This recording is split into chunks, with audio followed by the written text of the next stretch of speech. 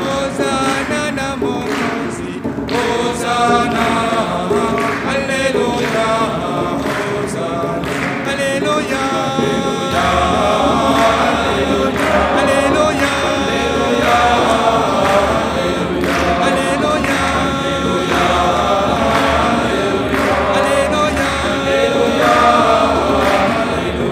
Hosanna mwana zambi, Hosanna, Alleluia, Hosanna, Hosanna Yesu Kristo, Hosanna, Alleluia, Hosanna, Hosanna na Mwokozi, Hosanna, Alleluia, Hosanna, Alleluia,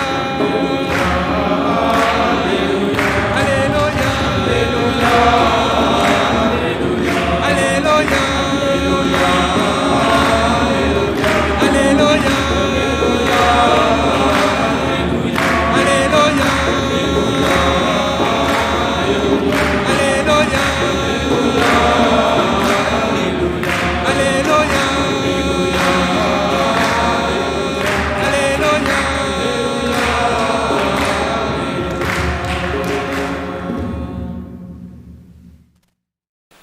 Avant-hier, un frère de notre prieuré de Boulogne me rapportait une remarque des prêtres du diocèse de Nanterre.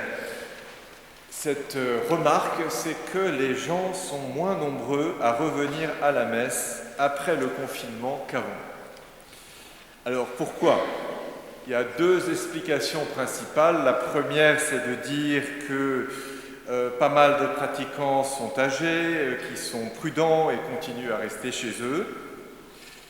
Mais en fait, il semble que les gens sont en général assez détendus aujourd'hui. L'autre explication, c'est que on a tellement bien parlé aux gens de la question spirituelle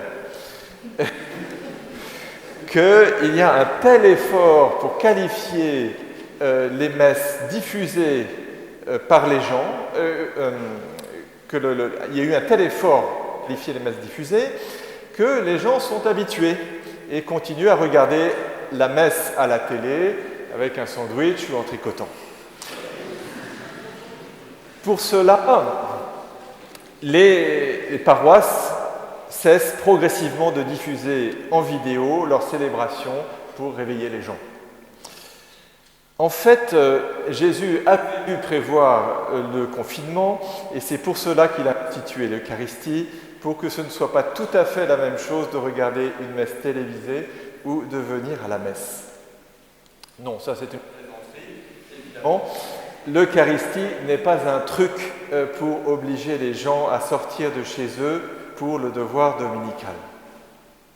Il y a à cela un sens plus profond, un sens très profond qui n'est pas étranger aux professions religieuses célébrées aujourd'hui.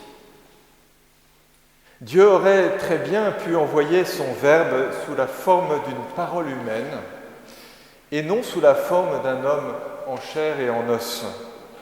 On aurait pu alors, dans ce cas de figure, on aurait pu continuer à téléviser les messes et à participer par Internet. En fait, pas tout à fait. Pas tout à fait parce que la parole est différente si elle est proclamée par quelqu'un devant vous ou s'il s'agit d'un animateur de télé qui n'a aucune place dans votre vie réelle. C'est pas tout à fait la même chose aussi parce que la parole est portée différemment par des personnes au théâtre et au cinéma. Et puis la parole liturgique n'est pas seulement écoutée, mais elle est prononcée ensemble ou même chantée dans la liturgie. C'est sur ce point que la limite de la visioconférence est sans doute le plus manifeste. Au gouvernement de la communauté, on en a fait l'expérience quand on a dû faire des conseils en vidéoconférence, conseils qu'on a l'habitude de commencer par une prière, et on a constaté qu'il est absolument impossible de prier ensemble une prière vocale avec une visioconférence, parce qu'il y a le petit retard. Donc, si vous essayez de vous mettre au diapason de celui que vous entendez, vous allez lui faire un retard, etc. Il n'est pas possible de réciter ne serait-ce que le Notre Père.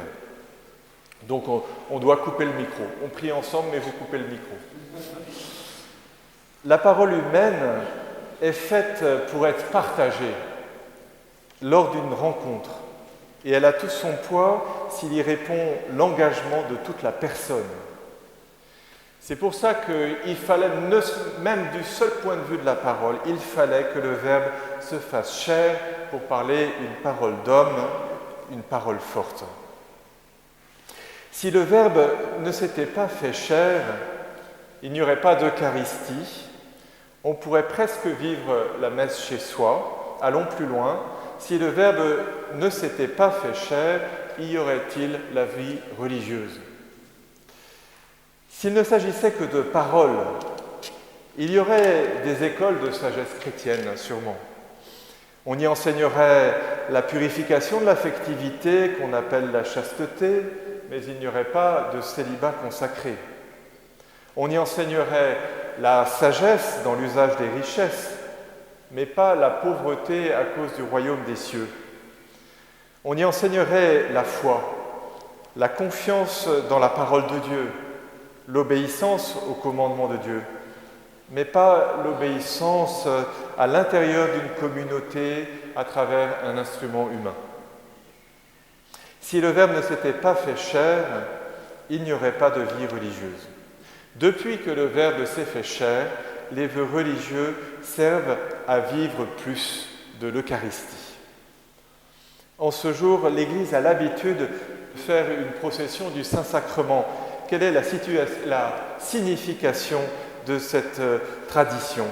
Cette procession du Saint-Sacrement manifeste que Dieu lui-même s'est rendu présent à notre humble quotidien. C'est pour cela qu'on visite des lieux où le Saint-Sacrement ne va que ce jour-là, des lieux qui nous sont familiers. De la même manière, les vœux religieux rendent présent le Christ en son humanité, la forme de vie qu'il a choisie pour lui-même, non seulement pendant le temps de la messe, mais d'une messe à l'autre, comme une méditation prolongée, comme une Eucharistie prolongée. C'est ce que dit l'Évangile, dont je n'ai pas dit un mot jusqu'ici. Jésus dit « De même que moi je vis par le Père, de même, celui qui me mange, lui aussi vivra par moi. » Vivre de la même vie que lui, c'est cela qui vous a attiré dans la vie religieuse. Et cette vie est la vie éternelle. Celui qui mange ma chair et boit mon sang a la vie éternelle, et moi je le ressusciterai au dernier jour. Il faut pour cela des vœux, il faut une vie commune pour expérimenter de manière plus forte les paroles de la première épître aux Corinthiens que nous avions comme deuxième lecture. La multitude que nous sommes est un seul corps, car nous avons tous part à un seul pain. En fait, une communauté religieuse est cela, une communauté qui vit de l'Eucharistie, qui est rassemblée par l'Eucharistie comme son pain quotidien. Il faut aussi pour cela du temps. Souviens-toi de la longue marche que tu as faite pendant 40 années dans le désert. Vous avez fait l'expérience déjà de cela pendant le noviciat. Peut-être que vous avez eu l'impression que ça durait 40 ans. Peut-être que votre famille aussi a eu l'impression que ça a duré 40 ans. C'est comme si ça avait duré 40 ans. Mais en fait, l'Eucharistie et la vie religieuse animée par ce sacrement demande beaucoup plus. Aujourd'hui, c'est plutôt 60-70 ans de profession qu'il faut viser, souhaiter à terme. Vous faites des vœux aujourd'hui pour 2 ou 4 ans, mais si Dieu veut, c'est le début d'une grande aventure de plus que 40 ans. Il faut du temps, en effet, pour que le cœur soit transformé en vérité. Il voulait t'éprouver et savoir ce que tu as dans le cœur. Allais-tu garder ses commandements, oui ou non? La profession est un acte de confiance qui autorise Dieu à sonder le fond de notre cœur. À travers tout cela, Dieu veut te faire une nourriture nouvelle, inconnue de tes pères.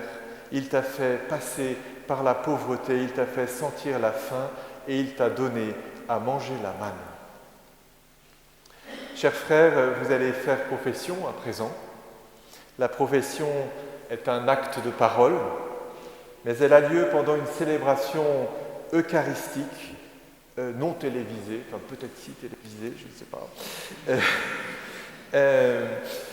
Aujourd'hui, en la fête du Saint-Sacrement, pour que vous ayez déjà l'avant-goût de la vie éternelle et que vous viviez par celui qui a donné son corps en nourriture pour la vie de vos âmes. Amen.